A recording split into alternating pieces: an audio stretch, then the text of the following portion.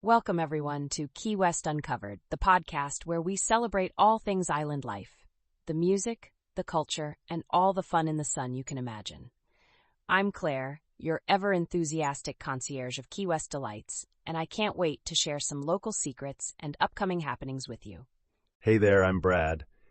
It's always great to be back in this tropical playground, and I'm eager to find out what's on the horizon. I keep hearing people say Key West is never the same place twice. What's making the buzz right now? Oh, there's definitely a fresh spark in the air. For starters, there's going to be an epic concert by Chicago at the Coffee Butler Amphitheater. That's tomorrow, Friday, January 31st at 6:30 p.m., and I can practically hear the horns already. Everyone's talking about it because Chicago is just one of those bands you need to see live at least once in your life. You know how they combine rock with a brass section? That alone transforms their shows into something you feel in your chest, not just your ears. I can't believe it. My parents are huge fans, and I grew up hearing hits like 25 or 6 to 4 blasting in the garage. Seeing them live in Key West, that's bucket list material. Am I too late to grab tickets? I'd move quickly if I were you. This is the type of show that'll pack the amphitheater. We've also got a pretty full plate of events around that date. People love the buzz that starts brewing on Duval, especially when big acts roll into town. You'll catch live music at practically any hour in the bars and on street corners. But Chicago is extra special. It's like an entire generation's soundtrack has come to life. Speaking of big gatherings, I heard a rumor about some icy plunge next month. That can't be right, though, because the water here is always warm. Unless they're bringing in icebergs or something. Ha! That would be quite a sight. But I promise it's a real thing. It's the Southernmost Conch Republic Polar Plunge on February 9th, right before the Super Bowl kicks off. Everyone jokes that these waters never get cold, but trust me, it's definitely a shock to the system. It's all for a good cause, benefiting Samuel's House, which helps homeless women and families in Monroe County. People show up in crazy costumes or bathing suits if they're feeling brave, and dash right into the cool Atlantic Ocean waters at Higgs Beach. The comedic value alone is worth seeing. Now that sounds like a riot.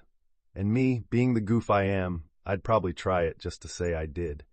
But a good cause is always worth jumping in for. You mentioned local music and events. Any good shows coming up besides Chicago? There's a ton, actually. Whether you walk along Duval or slip down some of the side streets, you'll stumble on gigs from sunrise to well past midnight. You've got Claire Kaplan, Skipper Crippets, and Larry Smith at Blue Heaven, some local legends playing at Sloppy Joe's, and pretty much non-stop tunes at places like Irish Kevin's and Hog's Breath Saloon. One of my personal favorites is catching that midday slot, maybe at Blue Heaven or Schooner Wharf. Because the vibe is so chilled, you can linger over a light lunch, sip a key lime martini, and enjoy some mellow tunes. Even better if you time it right with a roving steel drum band. I notice the schedules are packed, one musician's name after another. It feels like each place has a distinct style, from classic rock to island reggae to stand-up comedy. I swear I saw Doug Stanhope on the lineup at Comedy Key West. Didn't he make waves on some major comedy circuits? He's a legend in stand-up circles. Raw, edgy, a bit out there, but definitely worth the ticket if you're in the mood for something that keeps you on your toes. Comedy Key West has been drawing some pretty strong acts lately. There's an exciting energy around live entertainment here that you can't help but get caught up in. I also saw something about an outdoor movie event on Valentine's Day. That's quite a contrast to comedic bar shows, but I love the variety. Who can resist cozy blankets under the stars while watching a flick? Exactly. That'll be at Fort East Martello on February 14th. It's free. And they do it right. Local vendors with fresh lemonade, frozen treats, and snacks.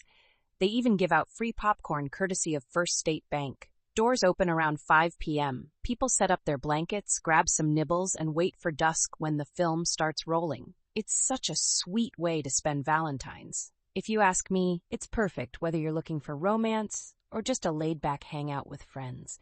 And Fort East Martello's vibe adds an old Key West feel. It's crazy how much is going on around the same time.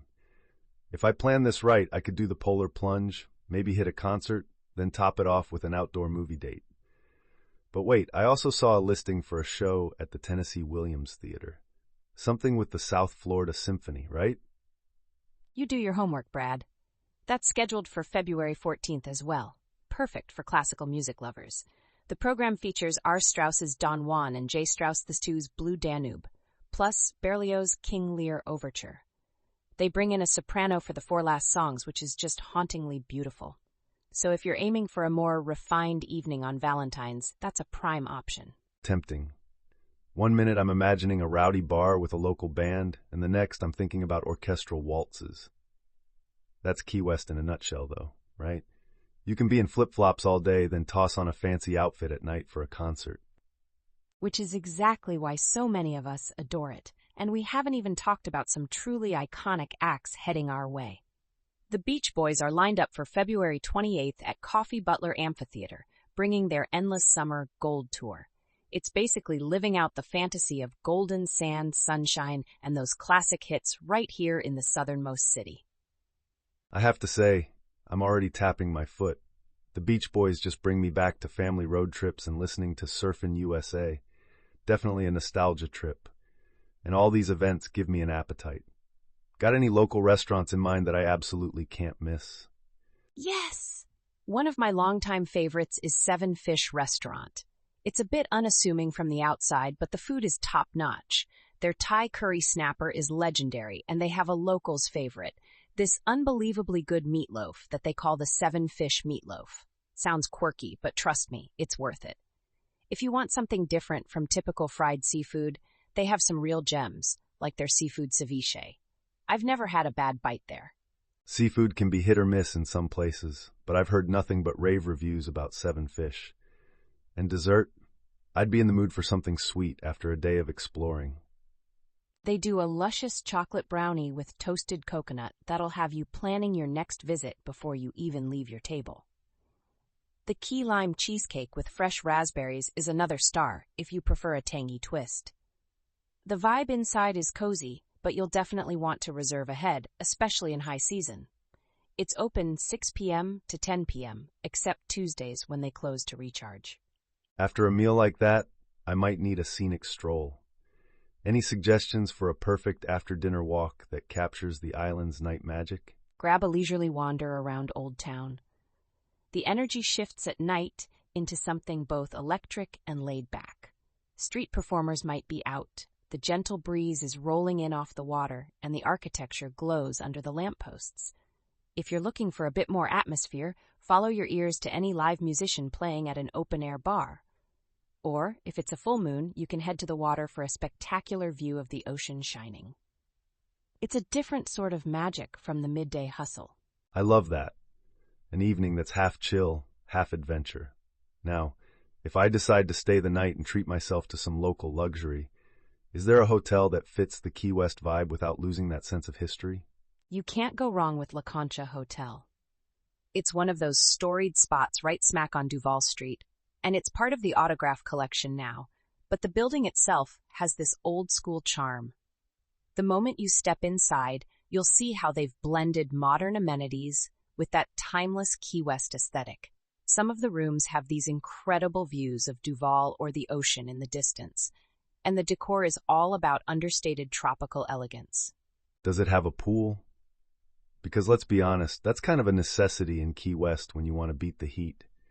Nothing tops a quick dip after trekking around all day.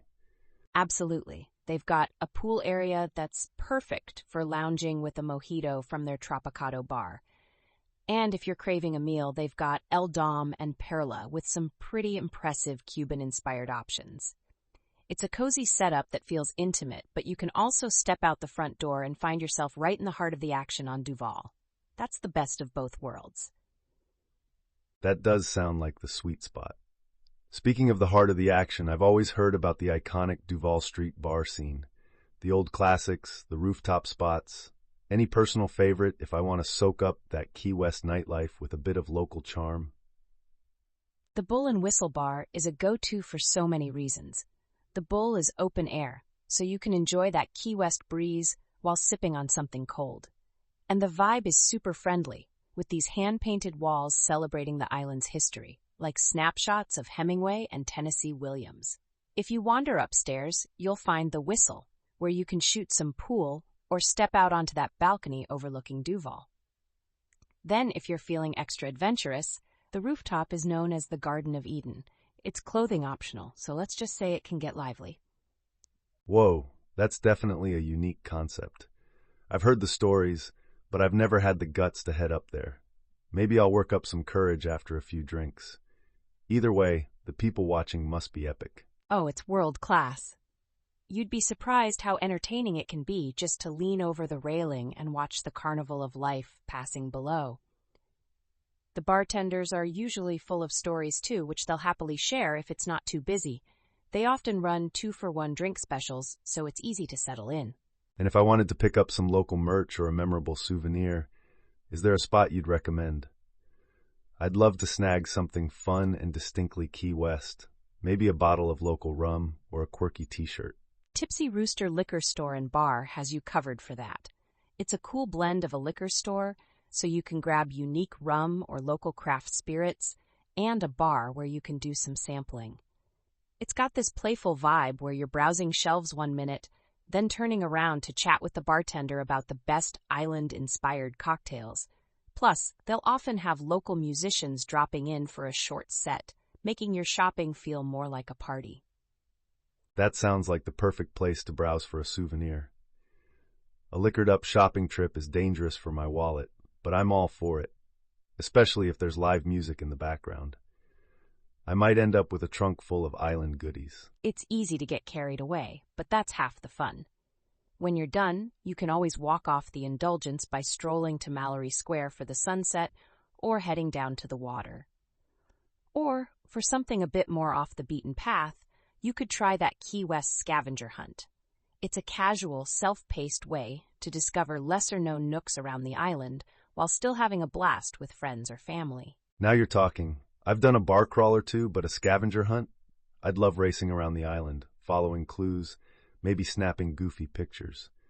The sign at Mile Zero is practically a must-stop for any first-timer anyway. Exactly. The hunts usually wrap up with fun prizes, and you might even win a free drink somewhere.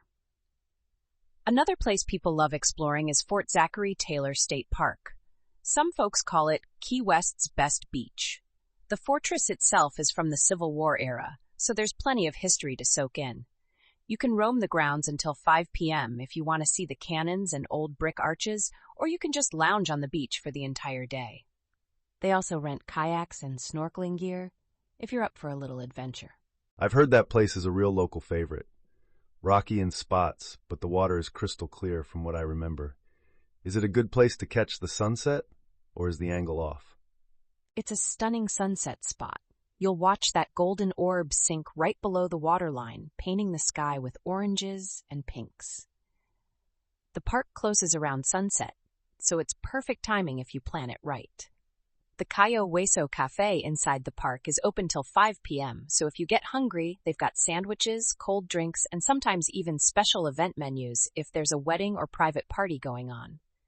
Entrance fees are super affordable too, so you can make a day of it. That sounds like a plan. Roll out of bed, maybe nurse a mild headache from the night before, head to Fort Zach for the day, snack at the cafe, then watch the sunset. And if I'm still feeling lively, I can jump back into the nightlife on Duval. The cyclical beauty of Key West living. That is basically the Key West day-to-night cycle. Chill out, explore, and then find some lively entertainment when the sun dips. And if you ever need a place to set up camp instead of a hotel, there's Boyd's Key West Campground. A bit different from your typical stay, but people love it for its proximity to downtown and the real sense of being immersed in the Keys environment. They've got a marina and a little camp store, so it feels like an instant community. The variety here is insane. Whether you want to camp, go for a 5-star experience, or something in between, there's a spot that fits your budget and vibe. Speaking of budgets, is that Valentine's Day movie night at Fort East Martello really free? It's totally free. You can bring your own lawn chairs, blankets, whatever you need to stay comfy. They just ask that you support the local vendors if you can, because they're the heartbeat of these events. It's family-friendly too, which is wonderful. Couples will go for a romantic evening, and families come to soak up a fun night out together. It's that relaxed, communal spirit that keeps people smiling.